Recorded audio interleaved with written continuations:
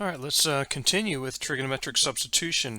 We looked at integrals involving the form square root of a squared minus x squared, and what we saw is if we let x equal a sine theta, that's the substitution we use that works, or hopefully will work.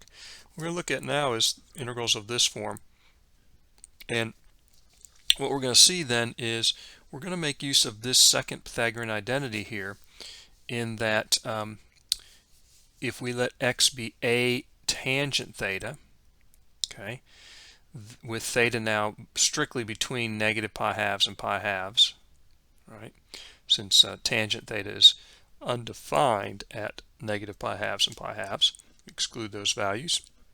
Tangent function's 1 to 1 on that interval, and that'll be important because if I solve for theta here, I'll get the inverse tangent function to come out, right? So again, if I do this, I've got tangent theta is x over a, so that theta is the inverse tangent or arctangent function of x over a. Now, with that, of course, our dx, look what our dx is. What's the derivative of tangent theta? That's secant squared theta, right? Derivative of tangent, secant squared theta. So I get dx is a secant squared theta d theta. And then the square root of x squared plus a squared becomes this a squared plus tangent squared theta, right? If I square x, I get that, plus a squared. Factor out that a squared, and then the square root of a squared is just a, and I'm left with tangent squared theta plus 1. But what is tangent squared theta plus 1? That's secant squared theta, right? That's secant squared theta, and the square root of secant squared theta is, again, just secant theta. So a very nice way to get rid of that radical. Again, the radical is the problem often in finding the antiderivative.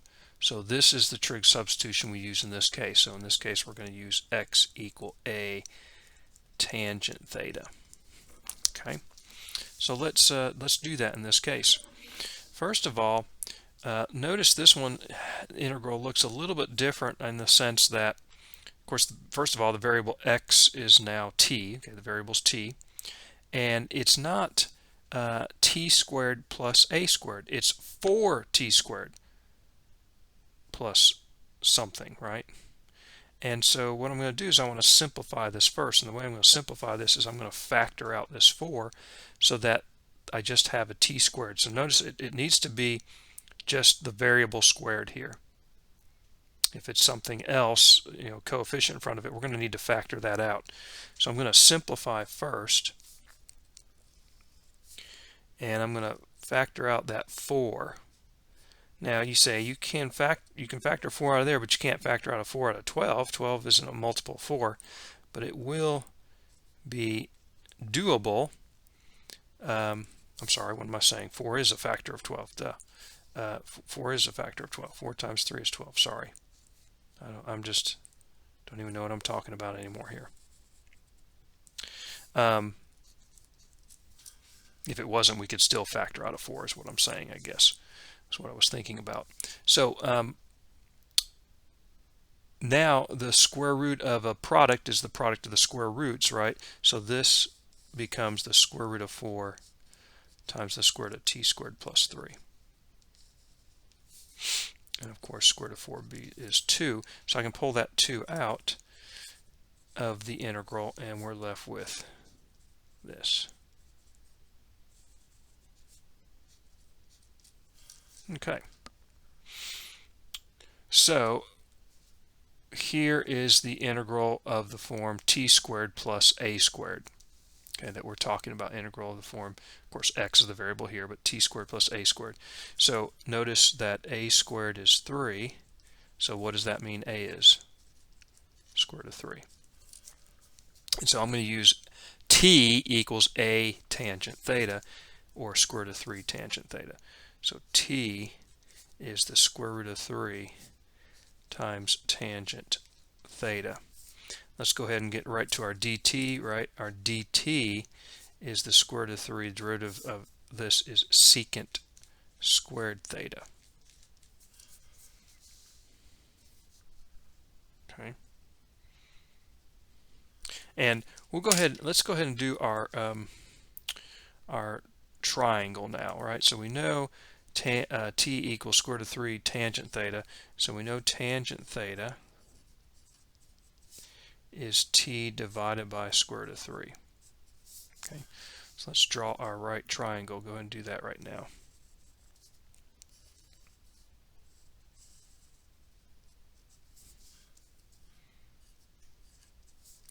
Remember, t is tangent theta is the opposite over the adjacent side.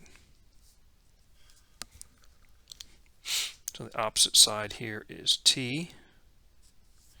The adjacent side here is square root of 3. So what's this hypotenuse going to be? Well,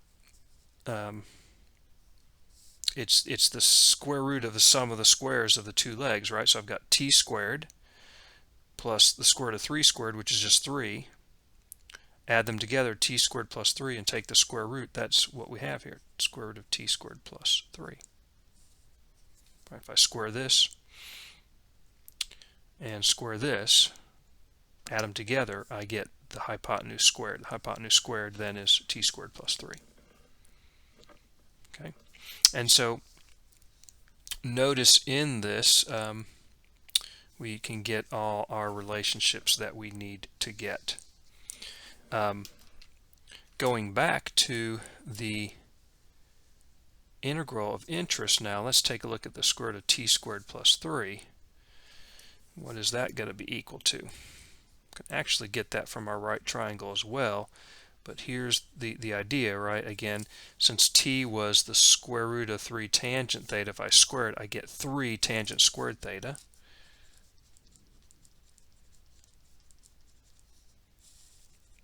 Factor out the 3, and it comes out as the square root of 3, right? Factor out the 3, comes out of the square root of 3, and I'm left with the square root of what? Tangent squared theta plus 1. And tangent squared theta plus 1 is, by the Pythagorean theorem, secant squared theta.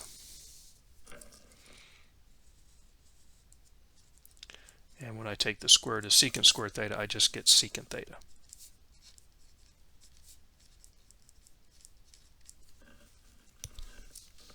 So now I'm ready to change everything in my original integral. Actually, I'm going to come over here to this one and rewrite it as what? This is 2. The integral of the square root of t squared plus 3 is what in terms of theta? Square root of 3 secant theta. And don't forget our dt, right? Our dt is important because dt is square root of 3 secant squared theta d theta.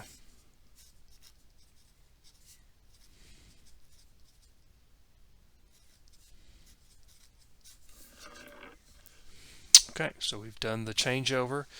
Now we clean this up a little bit. Square root of 3 times square root of 3 is 3. That's pull that out. I get 6 out here. And secant theta times secant squared theta is secant cubed theta. Okay. Now, secant cubed theta, if it was secant squared theta, we'd be set up, right? The antiderivative of secant squared theta we just saw previously, that's tangent theta, and we would be done. But what about secant cubed theta? Okay, well, I'm going to go back to that list of the table of integrals. We could use a technique to find secant cubed theta, but on this table we have this number 14 here, a power reducing formula, if you will, for secant. We already know the antiderivative of secant itself, right, is this. We've derived that previously using substitution, but now we can make use of this power reducing formula. That's what I'm going to use. I'm going to use number 14.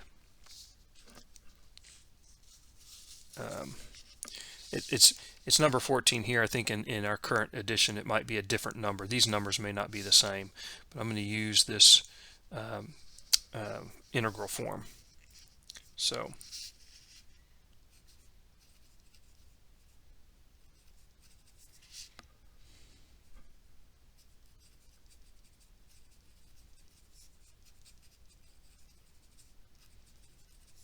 So I'm going to use the integral table for the integral of secant mx. So the numbering might be a little bit different in the current edition of our book, or you know, from what you're using.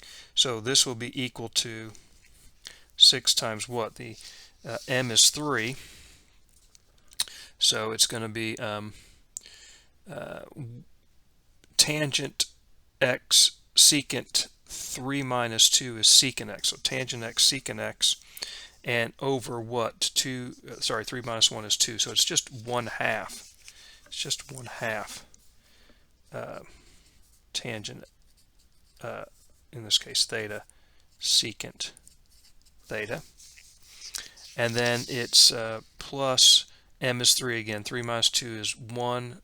3 minus 1 is 2. 1/2 secant what? 3 minus 2, secant x. 1/2 secant x. And of course it's secant theta here, because our variable is theta. Okay, so using that, we get this. And then secant theta, we know the antiderivative of that, right, is the natural log absolute value of secant theta plus tangent theta. And so if I distribute this 6 through,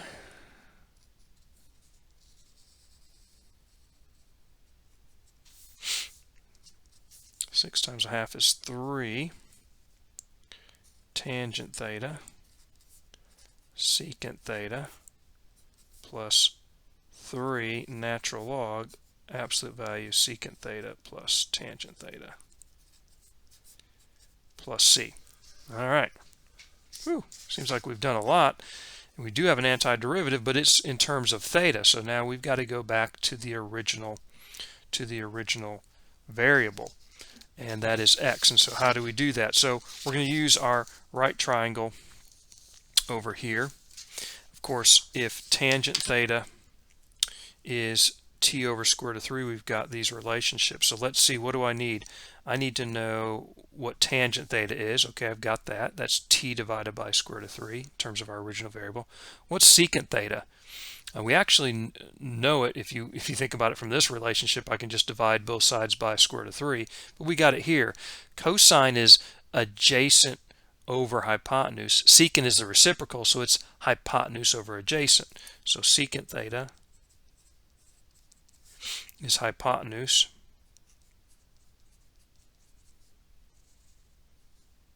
over adjacent.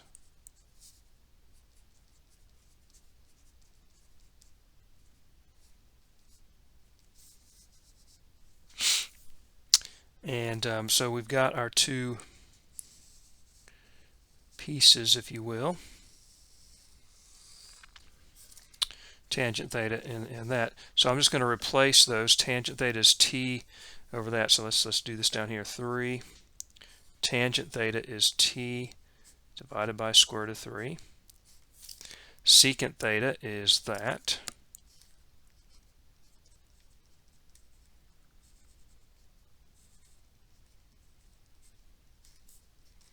Plus 3 natural log absolute value secant theta is, again, this up here.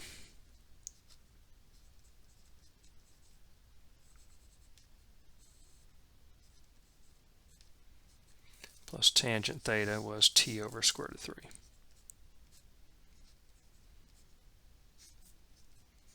Whew, man, we've done it. Okay, that's a lot of work. Now, I will say this: we can clean this up a little bit, and let's do that. See if we can see how this is going to pan out here. Notice here I get square root of 3 times square root of 3 is 3. In the denominator, 3 times 1/3 is 1. So this just becomes t times the square root of t squared plus 3. So that's nice. And notice in here I could combine this as one fraction, can't I? Because there's common denominator. So 3 times the natural log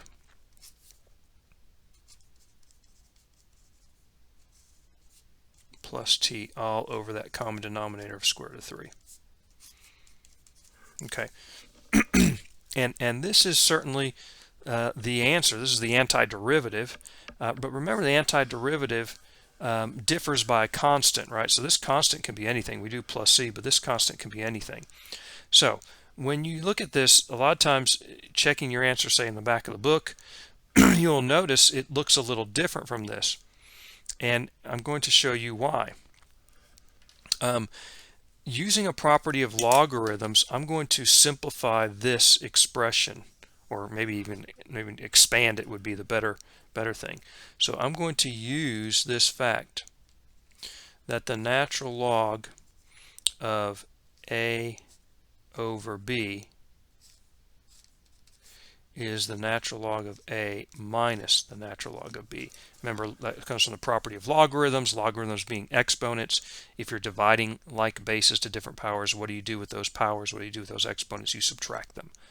So that's what we're doing here. That's the property of logarithms. You should remember making use of those in Calc 1 with logarithmic differentiation, for instance. So here I've got a as this top part and b is this bottom part, which notice is just a constant. Of course, I've got absolute value bar, so I guess the absolute value of a over b is the absolute value of a over the absolute value of b. And so using that,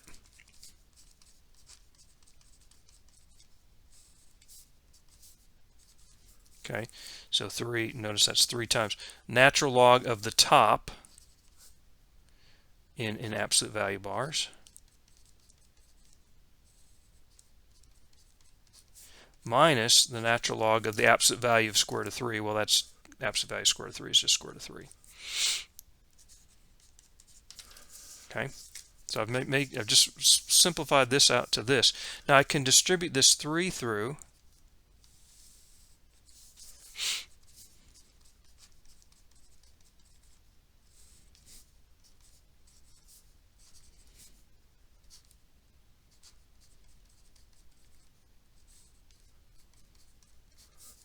and then distributing 3 natural log square root of 3.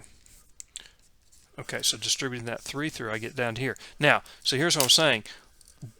Tell me about this quantity. Is it variable or is it a constant? Is there a t? Is there a variable t in there? No, it's a constant. This is a constant. What's a constant? It's negative some constant, whatever. You can type in your calculator and see what it is. What's a constant and another constant? A constant. So what you're going to see is this when you look for your answer. Check your answer, say in the back of the book a lot of times.